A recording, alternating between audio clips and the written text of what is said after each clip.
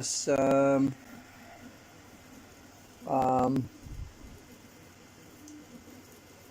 sent me a little bit of money to help me.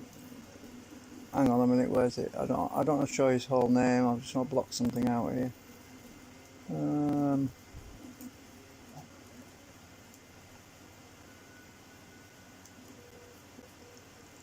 Right, I just covered it up. So thanks, Gary. He sent me some money in eBay and PayPal to help me with some stuff. Well, actually, it is quite a lot of money to keep printing this stuff out. I mean, I made it 10% infill right now, so it's pretty. I'm printing a new segment right now. So basically, I can show you what it's printing. There's a lot of voids in there. If you look, there's a lot of holes behind the main holes.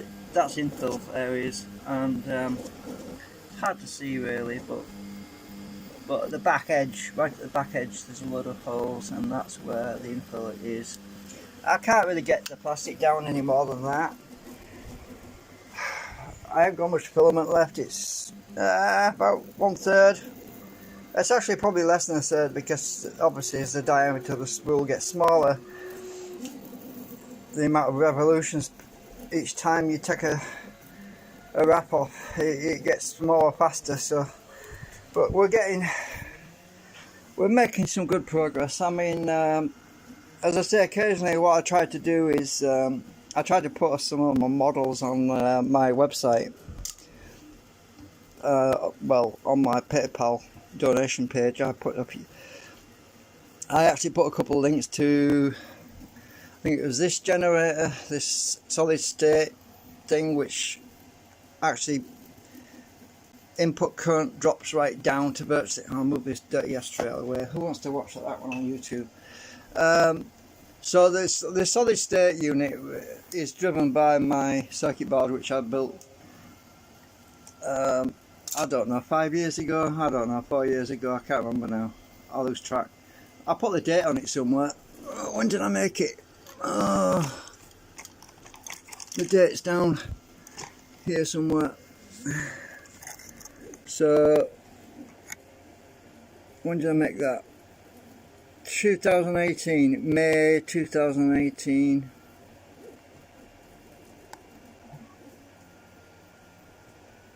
So that was my all Nico flipper circuit originally, but it also it's a H-bridge circuit, and I try not to make too many electronics because it's expensive. I mean, electronic components are quite expensive. MOSFETs especially expensive, especially high power ones. So this basically drives the solid state device, and it can pulse drive my generator, which was this one, which at some point, if I can get a magnet motor to work, the magnet motor could turn that, hopefully, fingers crossed, or it can turn the other generator, which is over there, which I'm still working on at the moment. I've got to swap out the segments, and I've got to, the reason why I haven't wound more coils on this is because it costs a lot of money. Copper costs a lot. Copper wire is expensive. It's getting more expensive. It's like these spools are about £12 each, so that's £24 in those two spools alone. So it costs money. Yeah, I'm trying to share all the research I do with people on YouTube. So as I said, occasionally I'll upload a model to my website, but I can't start uploading every model because I have only got so much free web space on my website.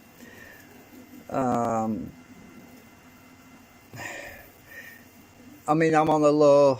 I'm registered with Register for Less. That's a host name service in America. My website's hosted with them, and it's on the minimum package. I think it's to renew, it's about $17 a year or something. So I don't have any extras with that website. I don't have extra space. I don't have extra email services or anything like that. It's just the basic. Really, it's in a mothball kind of state, but I can upload the odd file onto the website.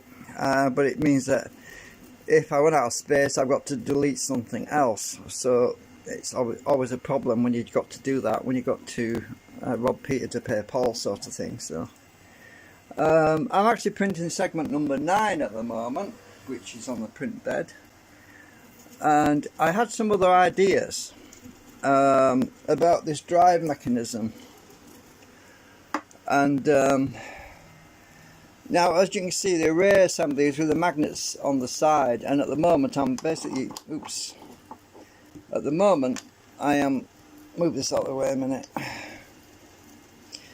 At the moment I'm using the magnets on the end to, for a rotary system, it's got to be in an arc, so I've got to do this to get it to move, because that's the design. I've done it for a rotary system.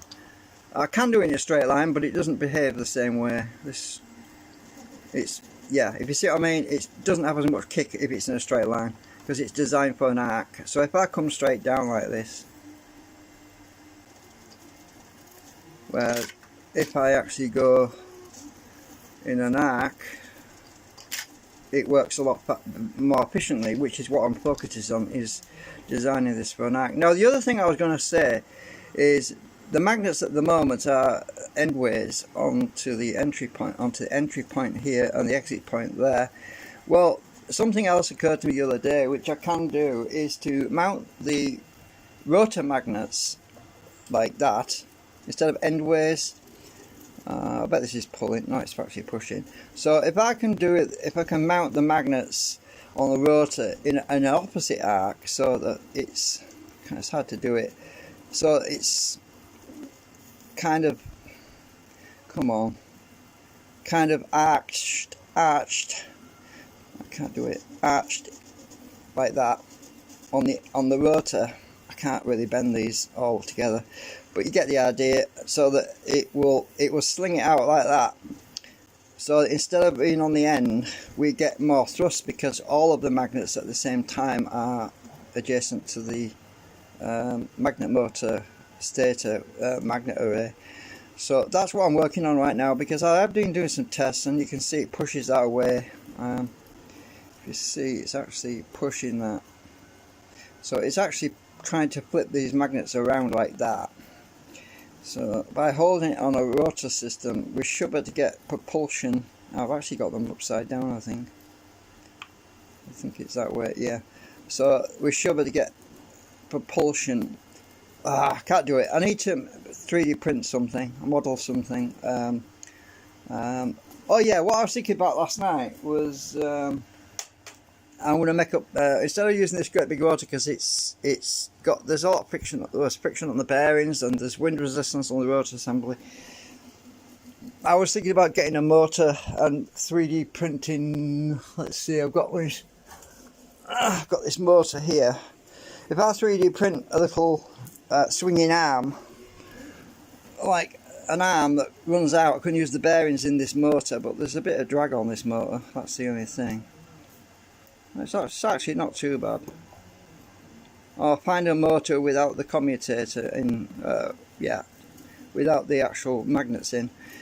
I've got some old motors kicking about somewhere. Maybe I can find something just to test with. Then I can actually experiment with just something very basic with minimum drag, something that will I can just line up with an arm that goes across to the stator magnets to get the rotation that we're aiming for. The biggest problem is torque, how to get the torque up.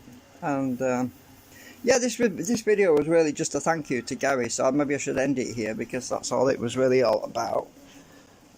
Just to say thanks to Gary for sending 10 quid. That's going to help out. So yeah, I'll end it here, and I'll carry on all this waffling stuff in another video later on. Yeah, I really appreciate it, Gary. Thank you very much. Alright, bye for now.